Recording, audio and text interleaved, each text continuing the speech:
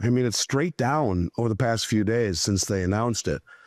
I don't know what it means. I mean, it just seems like it was a retail trap. But all of the ones that they mentioned, XRP, Cardano, or I don't even know the names of them all, but they're all way down since it was announced. And the same thing is true here about the S&P. And you got, the hedge funds at their lowest exposure to the Mag 7 in 22 months, yet everyone you talk to who's in stocks, they're in the Mag 7. What does that really tell us? And yet you hear nothing about gold and silver, but if you're paying attention, you see there is a mad dash for it, a quiet mad dash that no one in the mainstream talks about. And your very well-read, articulate, financially literate friends have no idea. That's the scary thing. You can see that there is a concerted misdirection effort to the public. And sometimes you look at the comments, yeah, these guys have been saying this shit forever. Well, okay, we have. But at some point, the logic and the reality of it plays out. It's a high-stakes game, no question about it. But I will tell you that in my entire career, Dunnigan, it has never felt like it does right now. Something's brewing with gold and silver, big. And you can see they're fighting it. They're not letting it easily get away from them. But there are forces that are not bullion banks that are challenging the bullion banks, standing for delivery. And these proxies, whoever they are, these sovereign wealth funds, are a formidable foe, to say the least. And I think to be naked short right now is insane. And maybe that's why you see the short position on COMEX the lowest it's been since 2020. And maybe will continue to go lower. And maybe that's part of the reason we're seeing the gold come back. But if you are naked short and you need to deliver and the LBMA says, sorry, 8 weeks, what do? Where do you get the gold? This is how the whole thing can blow up. A lot of people think it won't, that the exchange will do something that they need to do to save themselves. But what if it happens in the LBMA? Are they doing that to save themselves right now? 8 weeks, cooling off? It's supposed to be T+1. How aggravated would you be if you had millions of dollars worth of gold that you were expecting for something, whether it be to cover a position or manufacturing jewelry or whatever it is, and you were told, sorry, it's 2 months minimum before you get it because we don't have enough trucks and enough manpower, which is a joke. So I don't know. It's bigger than what a lot of even the people in this industry who kind of lean to the conservative side, not as stupid as I am to say these things, maybe foolish, but I feel it. That's why I keep saying I don't know how it all plays out, but it doesn't feel just like a normal arbitrage or a normal Trump tariff maneuver or even the Basel III thing. It just seems a lot deeper than that.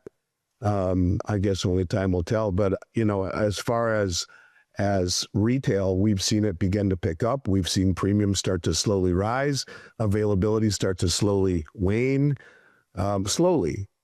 Because for the last year, it's been the opposite of that. Premiums have been falling, availability has been increasing. Our inventory was never been so deep, but it's beginning to change. And we've seen some very large orders lately. We sold 11,000 ounces, we and you, of numismatic coins. And I will say to all of the people who took advantage of that, I have never seen a better opportunity. And you look at any of the other retailers out there, those of you that got the 63s and 4s and stuff, you'll see exactly what I mean. The prices are way higher than what you paid. And we sold it in a matter of days. So there are people who are beginning to understand what's happening in a very significant way. But I would argue, and give a name to this podcast, the big money is moving from risk on to risk off. At the same time, the public is deeply entrenched in the risk on trade. That, my friend, is something that I would not want to be part of because, as we've said before, the little man always is the last to learn. The big guys not only know the playbook, the information, but they position themselves way ahead of the trend. And you can see They are leaving these risk-on trades right now. When you see the hedge funds at a 22-month low on the Mag 7, what the hell are you sitting in these stocks for with profit? Get out. Profits, and that's not financial advice. That's what I would do. Profit's not a four-letter word. And at the same time, when you see none of the the talking heads talking about gold and silver at all-time highs in gold, and yet the rush globally to accumulate and repatriate, what are you waiting for? I think something big is coming for gold and silver, bigger than ever before. Don't know what it is, don't know what the catalyst is, don't know how it plays out, but what we are seeing here in the periphery is so far removed from anything that I can even begin to tell you I've seen in 35 years that I would bet that we're all surprised how it all plays out somewhere this year, what the final numbers look like, where it ultimately goes, and who the players are that are involved in it. So only time will tell, but I don't say that stuff. Look, I don't say that stuff publicly on your show where a couple 100,000 people will watch it only to look like a fool. It is in my soul. That's what I feel. I mean, we were all loaded, especially with since November, the Trump euphoria, people selling and taking advantage of the risk-on trade, the NVIDIA, the Bitcoin, etc. And then the 2025 allocations, where all the dealers and like, for example, we were able to buy backdate gold eagles for less than the U.S. Mint, or the primary distributors were buying the 2025s and had to buy them. They don't have a choice. They're buying them from the mint at 3.4% or whatever that number is, and selling backdates at 1.5% less than that a few months ago. So they were loaded with product and having to take on more, and so the premiums fell. They wanted to move it. And then all of a sudden, it's starting to disappear. And maybe part of the reason that's disappearing is that, let's look at silver. Right now, it's at all-time highs against the Canadian dollar, the Aussie dollar, the Japanese yen. And what's interesting, and the bald guy money called my attention to this, is that in 2011, the previous peak, silver barely almost got to 50 per second. The dollar then was at 75. Now it's at 107. So at a 107 right now, it's silver is doing what it's supposed to do as those currencies have fallen against the dollar, and it's at an all-time high. What happens if our U.S. dollar falls back to where it was in 2011, down to 75? You have no idea how high gold and silver will go in that environment.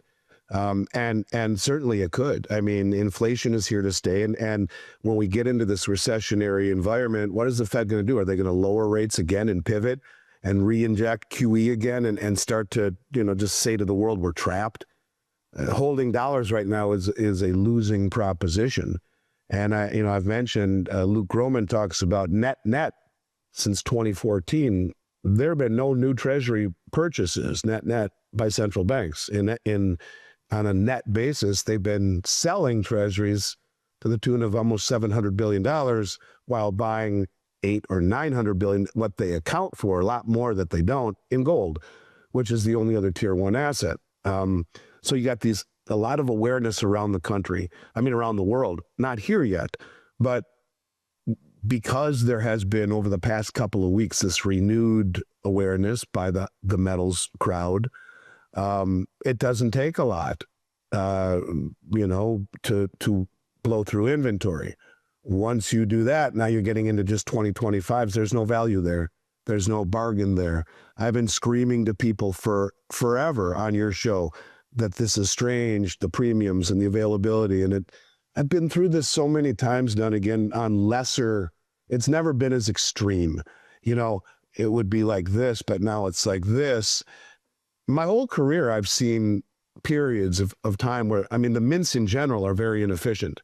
They're government, right? They don't have the profit motive, but they're the model of inefficiency typically where that would happen, but never with the awareness or the economic backdrop we see right now. So, I've seen this before, and it doesn't take but a day or two of awareness from people, for whatever reason triggers it, where those back, that large inventory pool that dealers are sitting on, drowning on, losing money on, disappears. And you've been here with me long enough. You've seen it. This is why I tell, like my son who came on board a year ago, I said, listen, when you are selling something as a commission salesman, you're never as good as you think you are when business is great. You're never as bad as you think you are when business is slow. You have to learn that balance, that the market has movements to it that are repetitive. The only difference that I would see this time around is that they're far more accentuated. They're far more extreme, and the rationale is far stronger. And when you put into it the fact that we're now net importers of metal in this country and seeing 20 million ounces of gold that we know of imported here, and a rush to deliver record delivery numbers, record deposit numbers, and resilience, as you said at the onset, where they knock the price down and it comes right back up. That's been a hallmark of this market for the past several months. They knock it down, where before in my career, they would knock it down and beat the crap out of it and it would never come back. Like in 2011, which began a 5 or 6 year odyssey to the bottom.